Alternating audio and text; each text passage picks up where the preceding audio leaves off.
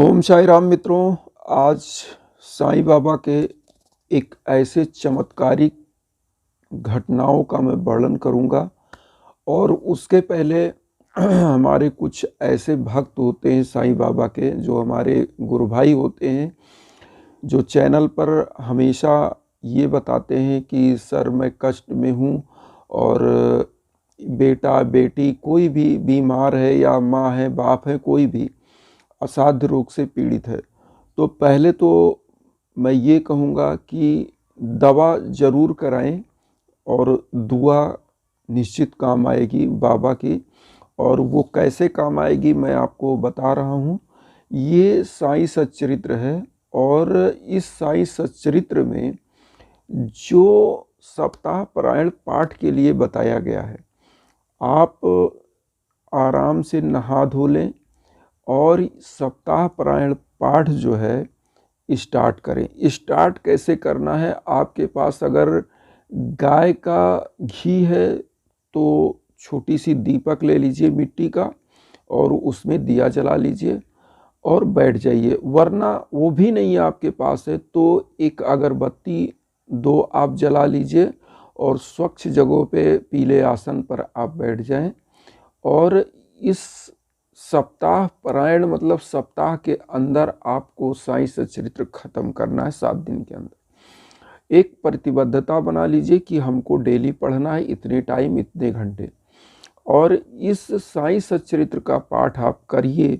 निश्चित मैं बताता हूँ कि आपके जीवन में चमत्कारिक घटनाएं होंगी और जो भी आपका न्यायालय से संबंधित विवाद, जमीनी विवाद, पटीदारों का विवाद, दुश्मनों का कोई विवाद या कोई भी असाध्य रोग किसी परिवार को है तो निश्चित उसमें लाभ मिलता है। बेरोजगारों के लिए भी बहुत अच्छा होता है, जिनका दाम्पत्य जीवन है और उनको पुत्र नहीं हो रहे हैं उनके लिए भी ये बहुत ही ज़बरदस्त ये बाबा की जो है साईं सच्चरित्र काम करेगी। अब रहा सवाल मित्रों ये कि क्या ऐसा चमत्कार हो जाएगा कि बिना कर्म किए कोई चीज़ हो जाएगी? तो इस पर मैं कहूँगा नहीं। कोई भी चीज़ आप करिए, बाबा पे आस्था रखिए और अपना कर्म करिए, निश्चित रूप से वो आपकी मनोकामनाएं पूरी होंगी। कैसे पूरी होंगी ये चीज़ मैं बताऊं। बाबा ने कभी भी ढोंग करने के लिए, कभी भी अंधविश्वास में जीने के लिए कभी नहीं कहा, तो ये मैं भी नहीं कहूँगा। अगर एक सच्चे भक्त है, मैं ये नहीं कहता कि हर चीज़ ऐसा मिरेकल होता क्या है आप समझिए। जैसे बाबा पे आस्था है और कोई चीज़ आप करने जा रहे हो जो आपको लगता है कि ये आशातीत है, मतलब आशा के अनुरूप नहीं है, ये हो नहीं सकता, और असंभव को संभव बना देते हैं बाबा। बस यही होता है। लेकिन कर्म आपको करना होता है, जो असंभव है उसको भी संभव बना देते हैं बाबा। कर्म आप करिए, आप उस तरफ चलिए। हाँ, ये है कि बाबा की चमत्कारिक घटनाओं के बारे में जैसा मैंने आपसे कहा था वो मैं बताऊं कि बाबा का चमत्कारिक घटना मैं कई चीज़ों में ऐसा देखा हूं कि जैसे मैं आपको बताऊं कि मैंने आपको वो घटना बताई थी कि जो सुल्तानपुर मुझे बस में महिला वो प्रतापगढ़ से मिली थी और छोटा सा बच्चा था, मैंने ऊदी दिया, तो उस तरह की घटना। या आपको मैं बताऊं कि परिवार में बहुत सारी ऐसी, जैसे मैं बताऊं कि मुझे ही संतान नहीं हो रही थी और बहुत डॉक्टरों को दिखाया गया, बहुत कुछ किया गया, और हुआ क्या कि हम लोग पति पत्नी दोनों लोग जो है वही बाबा की भभूति जो है लगाना खाना, और आज औलाद भी हैं। तो मेरा कहने का मतलब यहाँ है चमत्कार। हम लोगों ने दवाएं कराई, लेकिन जब थक हार गए दवाएं कराते कराते और रिपोर्ट दोनों लोगों का स्वस्थ आया, कोई किसी में कोई कमी नहीं, लेकिन बाबा का ऐसा चमत्कार कि जब मैं दवाओं को बंद कर दिया ये हुआ कि अपने आप ही संतान आ गई। तो ये चमत्कार होती है, ये है चमत्कार। लेकिन मैं बाबा का अनवरत भक्त रहा, भक्ति करता रहा और आस्था आज भी है, और इस जीवन में जब तक ये जीवन है, शरीर है, तब तक रहेगी। तो मेरा कहने का यहाँ मतलब ये है कि देखिए, आस्था अपनी जगह है और कर्म अपनी जगह है। कर्म आपको करना पड़ेगा। अब जैसे बहुत सारे भक्त ऐसे होते हैं कि जो हमसे कई बार हमारे चैनल पर भी, हमारे इंस्टाग्राम पे भी लोगों ने क्वेश्चन किया है कि सर बाबा के जैसे मुझे कोई चीज़ विचार आता है, प्रश्न आता है, मैं क्या करूं, बहुत ज़्यादा कष्ट में हूं। तो मैं उनसे कहना चाहता हूं कि इस धरा पर जो मानव है वो सबसे खूंखार, आदमखोर, उससे बड़ा जानवर, उससे बड़ा मतलब मसीहा, उससे बड़ा कोई दानी इस धरा पर जो ये मानव है ना, उससे बड़ा खूंखार भी, उससे बड़ा दानी भी, उससे बड़ा मसीहा भी कोई नहीं हो सकता। बशर्ते यहाँ करना क्या, अब आपको मैं बताऊं। जब आपको कष्ट है, आप एक बड़ा सा, आप पढ़े लिखे अगर व्यक्ति हैं तो एक पन्ना लीजिए, आप अपना ब्यौरावार समस्त कष्टों को लिखिए। हर बृहस्पतिवार मैं कहता हूँ उन कष्टों को लिखिए एक लेटर, और उस लेटर को चुप्पे से ऐसे जगह, धर्म स्थान पर, बाबा के जगह पे पीले वस्त्र के नीचे दबा दीजिए। मैं कहता हूँ आप दबाते रहिए, दबाते रहिए। आप 11 दिन, 21 दिन, 51 दिन, 11 महीने, साल भर के अंदर आपको उसका आंसर मिलेगा ही मिलेगा, और पॉजिटिव मिलेगा। कहने का तात्पर्य यहाँ पे है कि आप अपने कष्टों को किसी मानव को मत बताइए। एक सादा पेपर लीजिए, उसमें अपने कष्ट को आप लिखिए, क्योंकि मानव कुछ नहीं कर सकता, वो आपके चटकारे मज़े ले सकता है, लेकिन बाबा में आस्था रख के, क्योंकि बाबा ने जो 11 वचन दिया है उसमें उन्होंने कहा है कि जो शिरडी में आएगा आपद दूर भगाएगा, चढ़े समाधि की सीढ़ी पर, पैर तले दुख की पीढ़ी पर, त्याग शरीर चला जाऊंगा, भक्त हेतु दौड़ा आऊंगा, मन में रखना दृढ़ विश्वास, करे समाधि पूरी आस, मुझे सदा जीवित ही जानो, अनुभव करो सत्य पहचानो, मेरी शरण आ खाली जाए, हो तो कोई मुझे बताए, जैसा भाव रहा जिस जन का, वैसा रूप हुआ मेरे मन का, भार तुम्हारा मुझ पर होगा, वचन न मेरा झूठा होगा, असहायता लो भरपूर, जो मांगा वह नहीं है दूर, मुझ में लीन वचन मन काया, उसका ऋण ना कभी चुकाया, धन्य धन्य वह भक्त अनंत, मेरी शरण तज लय जिसे ना अन्न। बाबा ये 11 वचन जो देते हैं वो ये प्रकट कर देते हैं कि मैं समाधि के रूप में भले हूँ, मेरा ये शरीर, जो एक स्थूल शरीर आपको दिखता था वो अदृश्य भले हो गया है, लेकिन मैं आपके प्रतिपल साथ हूँ। जब भी आप याद करेंगे मैं आपके साथ हूँ। तो मैं कहता हूँ यही बात बार बार अपने हर ब्लॉग में कि साईं की जो आस्था है, जो भक्ति है ना, वो अंधविश्वासों पे नहीं है। बाबा कभी भी अंधविश्वास पे नहीं रहे। मैं आपको बता दूं, बाबा ने हमेशा यथार्थता में, और बाबा का जो चमत्कारिक जो एक शक्ति थी वो उनकी अपने यम नियम प्राणायाम, और उनके अंदर जो योग की विधा थी, जो उनके अंदर एक तेज था, वो कहाँ से था? क्योंकि वो ईमानदारी पर जिए बाबा। और एक मतलब बाबा का ये होता था कि आप जानते भी होंगे, ये एक किंवदंती है, लोग जो पढ़े हैं, जहाँ से जिन्होंने पढ़ा है, जो ग्रंथ हैं, जो लोग उस जमाने के थे, जो लिख गए, जो बाबा के समय के थे।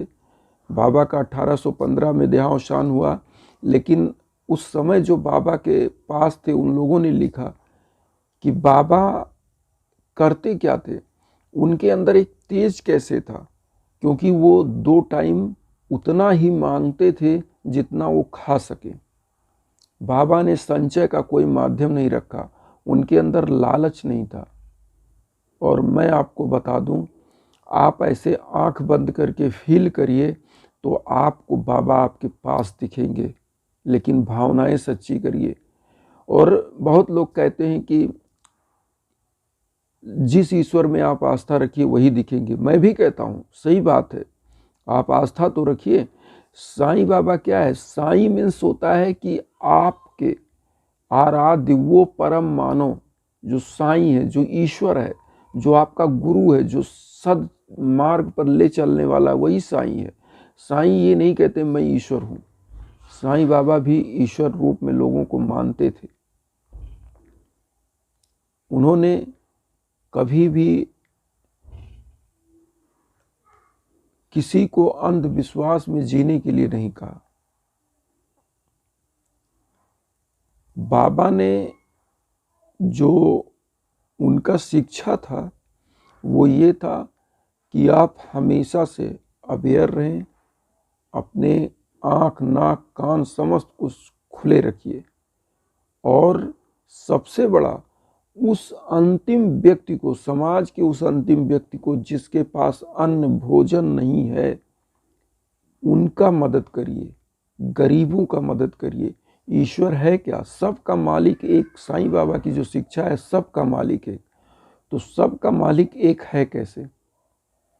साईं बाबा का कहना है कि जब मानवता की सेवा, जीव जंतुओं की सेवा, और वही जो जीव है ना, वो उस परम पुरुष का, परम परमात्मा का अंश है, जिससे हम बने हैं, लाखों जीव जंतु लोग बने हैं। तो कहने का मतलब यहाँ पर ये है कि बाबा किसी को ये नहीं कहते हैं कि आप ये ना मानिए, वो ना मानिए। बाबा एक गुरु के रूप में थे। गुरु कौन है? जो आपको सत्य असत्य की चीज़ों को बताए, आपको सदमार्ग पर ले चले। यहाँ पर लोग, बहुत सारे लोग जो साईं बाबा को मतलब बदनाम करने के चक्कर में हैं, लोग गलत बोलते हैं, उनको अलग धर्म से ही मानते हैं। वहाँ पर साईं बाबा ने लिखा है ना कि सबका मालिक एक है। उन्होंने जात पात को नकारा है, उन्होंने हर जीव को गले से लगाया है। उन्होंने ये नहीं कहा है कि ये फलाना जात का, ये फलाना जात का है। हमारे वेदों में अगर जो पढ़े लिखे बिरादरी लोग हैं, जो बुद्धिमान लोग हैं, जो वेदों को पढ़े हैं, जो वेद जानते हैं, वो ऋग्वेद के 10वें सूक्त में भी लिखा गया है, पुरुष सूक्त में, कि मानव की जो उत्पत्ति है, जो जातियों का जो वर्ण व्यवस्था है, वो उस तरह की व्यवस्था नहीं है, कर्म आधारित वर्ण व्यवस्था है। उन्होंने पुरुष सूक्त में, ऋग्वेद में क्या लिखा है? वो एक प्रतीक है। क्या है? यहाँ ब्राह्मण, ये क्षत्रिय, ये वैश्य, ये नीचे पैर क्या है? शूद्र है। तो कहने का मतलब ये क्या है? ज्ञान देने वाला बिरादरी, जो इस समाज को ज्ञान देता है। ये क्या है? ये जो क्षत्रिय है, ये क्या है? रक्षा करता है, सुरक्षा करता है इस बॉडी की। इसका मतलब मीन्स क्या हुआ? समाज की रक्षा करने वाले लोग। ये जो वैश्य है, जो समाज का पालन पोषण उदर पूर्ति करता है, वो वैश्य है। जो नीचे आपका पैर है, वो शूद्र है। शूद्र कौन है? जो आपको पालन पोषण, आपकी सेवा भावना करता है। तो इस तरह से समाज बना था, जात बिरादरी का समाज नहीं था। आज लोग अपने आप को शूद्र मानते हैं, लोग अपने आप को ब्राह्मण मानते हैं, क्षत्रिय मानते हैं, लोग अपने आप को बनिया मानते हैं। ब्राह्मण है तो ब्राह्मणों के अंदर कैटेगरी है, क्षत्रिय है तो क्षत्रिय के अंदर कैटेगरी, सब कैटेगरीज सब हैं। मैं फलाना ब्राह्मण, मैं फलाना क्षत्रिय, मैं फलाना वैश्य, मैं फलाना शूद्र। तो ये चीज़ नहीं थी बाबा की। बाबा का कहना था कि सबका मालिक एक है। समस्त जीवात्मा को कोई संचालित करती है कोई शक्ति, तो वो दैवीय शक्ति ही वही ईश्वर है। और ये मैं बार बार आप लोगों से कहता हूँ कि वो दैवीय शक्ति ही साईं है। कौन? वो दैवीय शक्ति, क्योंकि वही परमात्मा है। और साईं क्या थे? वो मार्गदर्शन देने वाले लोग थे। बाबा ने समाज को मार्गदर्शन दिया है। एक बंदे का मैंने क्वेश्चन, मेरे बहुत लंबा चौड़ा उन्होंने क्वेश्चन लिखा कि आपके साईं बाबा ने क्या, अब मैं भगवान का नाम नहीं लेना चाहता, कि फलाने भगवान की तरह उन्होंने जीता, किसी पे विजय किया, मानवता के लिए क्या किया। मैं कहना चाहता हूँ कि साईं बाबा एक मर्यादित पुरुष थे। मर्यादित व्यक्ति थे, जिन्होंने मानवता को अपने व्यक्तित्व से एक सीख दिया। आपने औपचारिक शिक्षा और अनौपचारिक शिक्षा पढ़ी होगी। औपचारिक शिक्षा विद्यालयों में होती है, अनौपचारिक शिक्षा क्या होती है कि बच्चा आपके व्यक्तित्व से सीखता है, आपका व्यक्तित्व कैसा है। आप अगर शिक्षक होंगे तो आप इस समाज में, जो हम लोगों के समय की शिक्षा, इसमें जो बीएड आप करिए, बीएड मतलब बैचलर ऑफ एजुकेशन, तो वो कोर्स जब आप करने जाए तो उसमें माइक्रो टीचिंग और माइक्रो टीचिंग, तो उसमें दो प्रकार की शिक्षाएं होती है। और वहाँ पे एक चीज़ दिया जाता है कि जो शिक्षक जाएगा, करीने से बाल जड़ा होगा, स्वच्छ कपड़ा होगा, जूता पॉलिश होगा, वेल मैनेज होके वो पढ़ाने जाएगा। क्यों? क्योंकि जो बालक होता है, जो विद्यार्थी होता है, वो शिक्षक की व्यक्तित्व से भी सीखता है, व्यक्तित्व से सीखता है। साईं बाबा क्या थे? साईं बाबा ने अपने व्यक्तित्व से लोगों को समाज में सीख दिया। अगर हम उनके व्यक्तित्व से नहीं सीख सकते कि एक व्यक्ति जो केवल अपने इस पेट को खाने के लिए, और जो बच गया वो समाज को उन्होंने दिया, समाज को दान किया, अपना खाने से पहले उन्होंने समाज को, गरीबों को भंडारा चलाया। गुरु नानक जी क्या थे? गुरु नानक का जो आज भंडारा चल रहा है सिखों के, वो गुरु नानक, उन्होंने ऐसी पद्धति सिखों में दिया कि आज गुरु नानक साहब जी का जो लंगर चलता है वो उन्हीं की देन है। उन्होंने क्या वहाँ सिखाया कि वहाँ भी समाज पद्धत खत्म करके, वहाँ जात पात खत्म करके, वहाँ एक ऐसे समाज को रखा गया कि सभी लोगों को एक साथ बैठा के भोजन कराया जाए। वहाँ जात पात नहीं थी। और जितने भी महापुरुष गुरु ज्ञानी हुए, उन्होंने सबसे पहले एक बात कहा कि पेट में पहले रोटी आप दीजिए। स्वामी विवेकानंद जी ने भी यही बात कही कि किसी गरीब के पेट में आप जब अन्न दोगे तभी वो प्रभु को याद करेगा। पेट में अन्न नहीं होगा तो प्रभु को नहीं याद करेगा। ये बात सत्य है। और ये बात मैं आप लोगों के तक ये वीडियो से यही पहुंचाना चाहता हूं कि मेरे साईं ने यही कहा कि पहले आप गरीबों को भोजन कराइए। साईं बाबा ने खुद, आपने अगर पढ़ा होगा साईं सच्चरित्र, नहीं पढ़ा होगा तो पढ़ लीजिएगा। और साईं सच्चरित्र अवेलेबल भी है आराम से। और जो भक्त अगर साईं सच्चरित्र उनके पास नहीं है तो मेरे लायक जो भी है, मैं बिल्कुल आपको बता सकता हूं कि कहाँ कहाँ साईं सच्चरित्र मिल सकती है। साईं बाबा की कहीं भी मंदिरें हैं, वहाँ पे आप पता कर लीजिएगा, वहाँ पे आपको पता चल जाएगा। और आप साईं सच्चरित्र पढ़कर देख सकते हैं कि साईं बाबा ने जो है अपने हाथों से लोगों के लिए भोजन बनाया, और बनाते थे, खिलाते थे। यही साईं बाबा की चमत्कार थी, यही शक्ति थी, ऐसे ही लोग जुड़ते थे। तो मेरे कहने का मतलब ये है कि पहले हम उन गरीबों को, उन जीव जंतुओं के प्रति दया भावना समर्पित करें, और निश्चित रूप से हमारा कल्याण होगा। तो इसी के साथ ओम साई राम। आशा करता हूँ आपको हमारा विचार अच्छा लगा होगा, और अच्छा लगे तो चैनल को भरपूर शेयर करिए, सब्सक्राइब करिए, लाइक करिए। ओम साई राम।